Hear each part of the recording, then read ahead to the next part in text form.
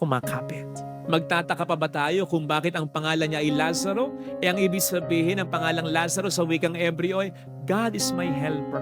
And true enough, sapagkat kung ang Diyos ang tagapagtaguyod natin, papaanong mawawala o mamamatay ang pananampalataya natin? Sabi nga sa Salmo 54 verse 4, God is my helper, He is my sustainer. Ikalawa, buhay totoo ang pananampalataya natin kung ramdam natin ang kapwa natin, kung may pakialam tayo sa kapwa natin. Dito, lubhang mahirap yung mayaman sa Ebanghelyo. Hindi niya ramdam si Lazaro. Isipin po ninyo, hindi niya tinulungan, hindi niya pinansin, buti pa nga yung aso eh. Natural ba ito?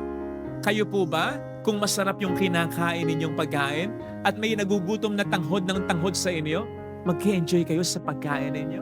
Mabubusog kayo? Kayo po ba, kapag birthday ninyo at masayang-masaya kayo, may video okay kayo, magvi-video okay nga ba kayo habang may naglalamay sa kapitbahay ninyo? Mag-enjoy kaya kayo? Kapag safe na safe ka sa bahay mo at bumabaha, pero nakikita mo ang iyong mga kapitbahay hanggang bewang ang baha, basang-basa na parang sisiw. Makatulog ka kaya ng mahimbing? Kung oo ang sagot po ninyo, kilabutan po tayo.